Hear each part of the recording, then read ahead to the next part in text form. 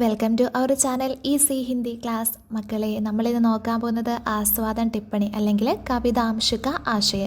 ഈ ക്വസ്റ്റ്യൻ വന്നിട്ടുണ്ടെങ്കിൽ എങ്ങനെയാണ് എഴുതണ്ടേ നോക്കാം. ഇത് 4 കവിതയാണ് നമുക്ക് പഠിക്കാനുള്ളത്. ഓരോ കവിതയും എഴുതിയ കവികളുടെ പേര് നിർബന്ധമായും നിങ്ങൾ പഠിച്ചു വെക്കണം. A+ വാങ്ങാനുള്ള കുട്ടികൾക്കും അതേപോലെ കവിതയുടെ ആശയം ഒട്ടും എഴുതാൻ അറിയത്തില്ലാത്ത കുട്ടികൾക്കും ഇതേപോലെ ചെയ്താൽ നല്ല മാർക്ക് ലഭിക്കുന്നതാണ്. ആദ്യം തന്നെ ഒരു കവിത എങ്ങനെ എഴുതാം, ഉഡായിപ്പിലൂടെ നമുക്ക് എങ്ങനെ മാർക്ക് വാങ്ങാമെന്നാണ് നോക്കാൻ പോകുന്നത്.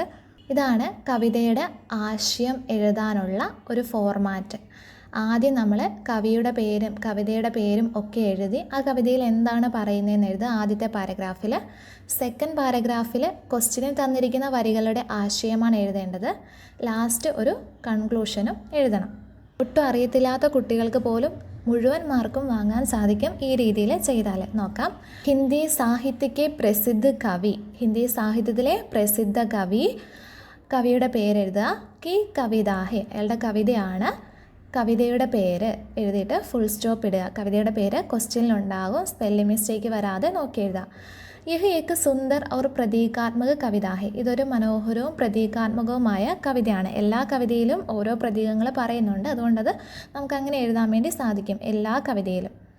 യഹ് ഏക് ഗഹരി അർത്ഥവാലി കവിത ഹെ, ഇത് ആഴത്തിലുള്ള അർത്ഥമുള്ള ഒരു കവിതയാണ്.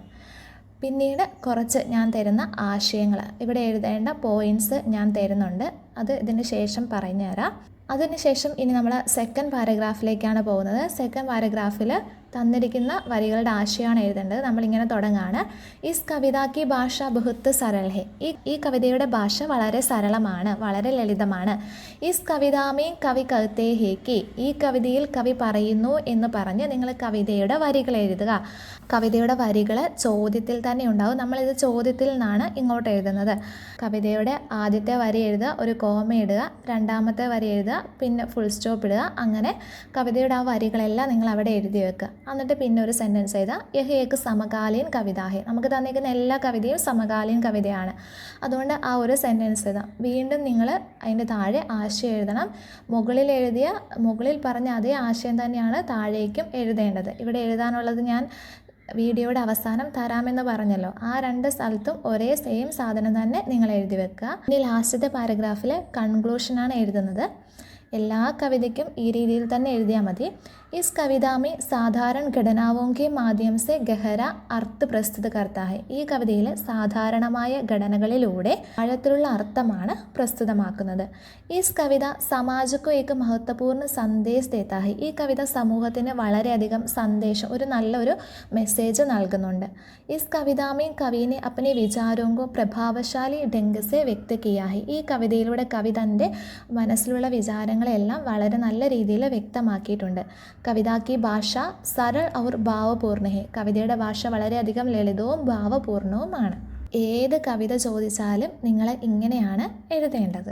ഇനി ഓരോ കവിതയുടെയും കുറച്ച് ആശയമാണ് തരുന്നത്. ഈ ഫോർമാറ്റിൽ 2 സ്ഥലത്ത് ആശയം എന്ന് കൊടുത്തിട്ടുണ്ട്. ആ 2 സ്ഥലത്ത് നിങ്ങൾ ഞാൻ തരുന്ന ഈ പോയിൻറ്റ്സ് കുറിപ്പായിട്ട് എഴുതുക.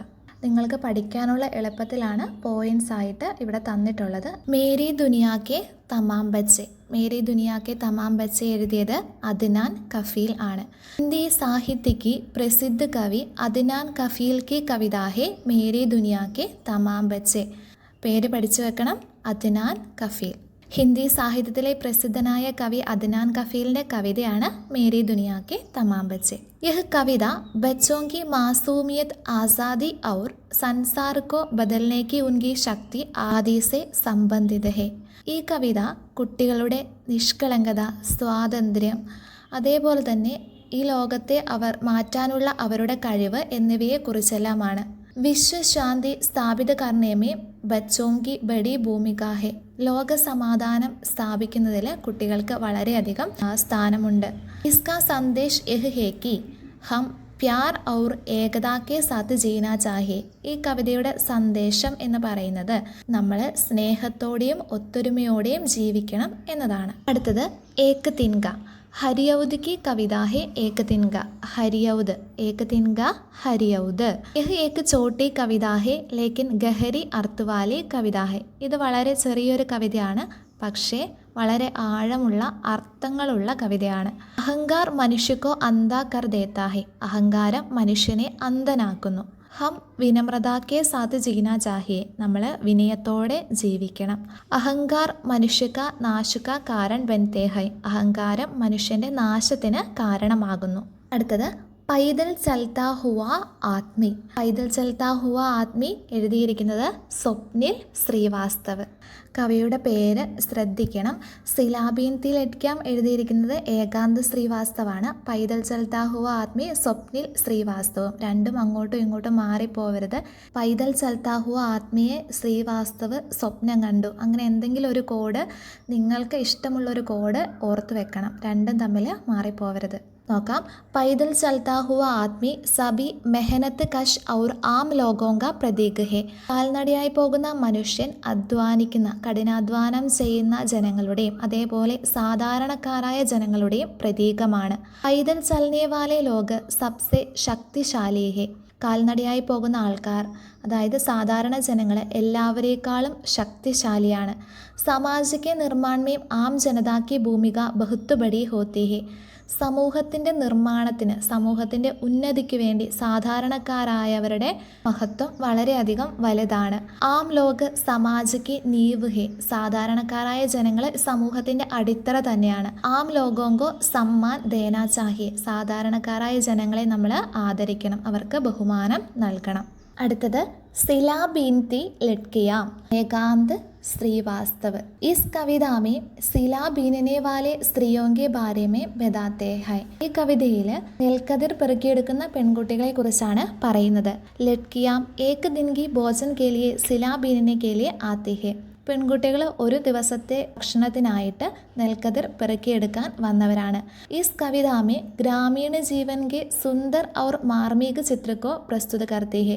ഈ കവിതയിൽ ഗ്രാമീണ ജീവിതത്തെ മനോഹരമായ ചിത്രമാണ് കാണാൻ സാധിക്കുന്നത്. യഹ് ലഡ്കിയാം ഗരീബ് ഹെ ലേക്കിൻ വഹ് ഖുഷി കെ സാത്ത് സിലാ ബീൻതി ഹൈ. ഇവർ വളരെയധികം ദാരിദ്ര്യമുള്ള പെൺകുട്ടികളാണ്. അവർ വളരെയധികം സന്തോഷത്തോടെയാണ് ഈ നെൽക്കതിർ പെറുക്കിയെടുക്കുന്നത്. ഈ പോയിന്റ്സ് എല്ലാം പഠിച്ച് നേരത്തെ കാണിച്ചു തന്ന ഫോർമാറ്റിൽ എഴുതുകയാണെങ്കിൽ ഫുൾ മാർക്ക് ലഭിക്കുന്നതാണ്. ഇനി ഇതിൽ നിങ്ങൾക്ക് കുറച്ചും കൂടി അറിയാം, നിങ്ങൾ കുറച്ചും കൂടി പഠിച്ചിട്ടുണ്ടെന്നുണ്ടെങ്കിൽ നിങ്ങൾ പഠിച്ച കാര്യങ്ങൾ കൂടി ഇതിൽ ഉൾപ്പെടുത്തി എഴുതുക.